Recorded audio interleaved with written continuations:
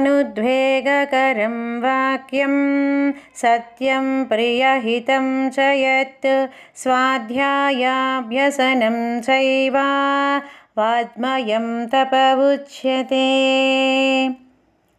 ఇతరులకు బాధ కలిగించకుండా సత్యము, ప్రియము, హితము అయిన సంభాషణ సాగించడం, వేదాధ్యయనము చేయడము వాక్కుకు సంబంధించిన తపస్సు. మనఃప్రసాద సౌమ్యత్వం మౌనమాత్మా వినిగ్రహః భావసంశుద్ధిరిత్యేతత్ తపో మానసముచ్యతే. మనస్సును నిర్మలంగా ఉంచుకోవడం, మౌనం వహించడం, శాంత స్వభావం, ఆత్మనిగ్రహం, అంతఃకరణ శుద్ధి కలిగి ఉండడం మనస్సుతో చేసే తపస్సు అని గ్రహించు.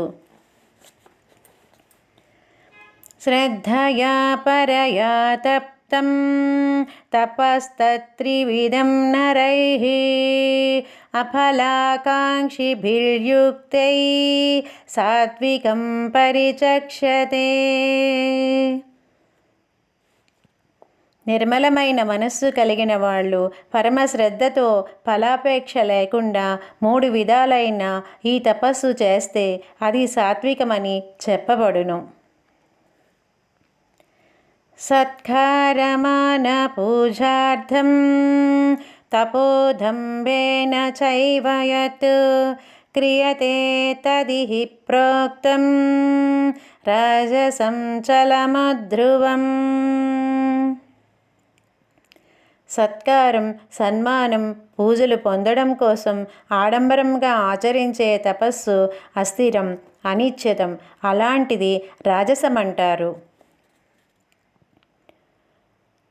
మూఢగ్రాహేణాత్మనో యత్ పీడయా క్రియతే తపః పరిస్యోస్యాధనార్థం వా తత్తామసముదాహృతం. మొండి పట్టుదలతో తన శరీరానికి బాధ కలిగేటట్లు కానీ ఇతరులకు హాని తలపెట్టి కానీ చేసే తపస్సు తామసమవుతుంది. దాతవ్యమితి యద్దానం దీయతేనుపకారిణే దేశే కాలే చ పాత్రే చ తద్దానం సాత్వికం శృతం. దానం చేయడం కర్తవ్యంగా భావించి పుణ్యక్షేత్రాలలో, పర్వదినాలలో యోగ్యతను గమనించి ప్రత్యుపకారం చేయలేని వాళ్లకు చేసే దానం అవుతుంది. ప్రత్యుపకారార్థం ఫలం ఉద్దిశ్య వా పునః ధీయతే చ పరిక్లిష్టం తద్రాజసముదాహృతం. ప్రత్యుపకారం పొందాలనే ఉద్దేశంతో కానీ ప్రతిఫలాన్ని ఆశించి కానీ మనసులో బాధపడుతూ కానీ చేసే దానం రాజసం. అధేసకాలే యద్దానమపత్రేభ్యశ్చ ధీయతే అసత్కృతమవజ్ఞాతం తత్తామసముదాహృతం. అనువు కాని చోట అకాలంలో అపాత్రుడికి అగౌరవంగా అవమానకరంగా ఇచ్చే దానం. ఓం తస్సదితి నిర్దేశో బ్రాహ్మణస్త్రివిధ స్మృతః బ్రాహ్మణాస్తేన వేదాచ్చ యజ్ఞాచ్చ విహితా పురా. పరబ్రహ్మకు ఓం తత్సత్తు అనే 3 పేర్లు చెప్పారు. పూర్వం దానివలనే బ్రాహ్మణులు, వేదాలు, యజ్ఞాలు సృష్టించబడ్డాయి. తస్మాదోమిత్యుదాహృత్య యజ్ఞదాన తపక్రియాః ప్రవర్తంతే విధానోక్తః సతతం బ్రహ్మవాదినాం. అందువల్లనే వేదవేత్తలు శాస్త్రోక్తంగా చేసే యజ్ఞాలు, దానాలు, తపస్సులను ఎప్పుడు ఓం అని చెప్పిన తరువాతే ఆరంభిస్తారు.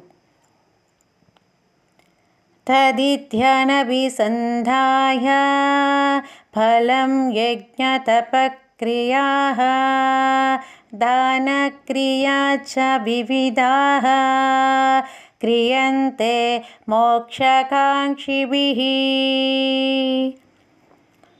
మోక్షాన్ని కోరేవాళ్ళు ఫలాపేక్ష లేకుండా పలు విధాలైన యజ్ఞాలు, దానాలు, తపస్సుల వంటి పుణ్యకార్యాలు తత్ అనే శబ్దాన్ని ఉచ్చరించిన అనంతరమే ఆచరిస్తారు. సద్భావే సాధుభావే చ సదిత్యేతత్ ప్రయుజ్యతే ప్రశస్తే కర్మణి తదా సచ్చబ్ద పార్థయుజ్యతే. పార్థ, ఉనికి, ఉత్తమం ఈ రెండు అర్థాలతో సత్ అనే పదాన్ని వాడుతారు. అలాగే శుభకార్యాలలో కూడా సత్ శబ్దాన్ని ఉపయోగిస్తారు. యజ్ఞే తపసి దానే చ స్థితి సదతి చోచ్యతే కర్మ చైవ తదీర్ధీయం సదిత్యేవాభిధీయతే.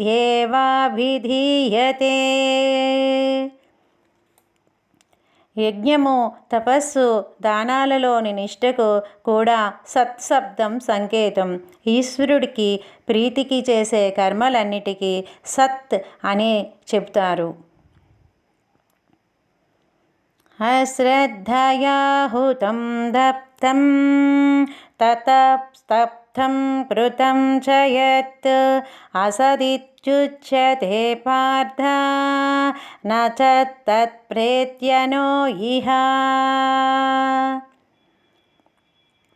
పార్థ, హోమం, దానం, తపస్సు, ఇతర కర్మలు వీటిని అశ్రద్ధగా ఆచరిస్తే అసత్ అంటారు. వాటి వలన ఇహలోకంలో కానీ పరలోకంలో కానీ ఫలితమేమీ ఉండదు అని తెలియజేశాడు శ్రీకృష్ణ భగవానుడు.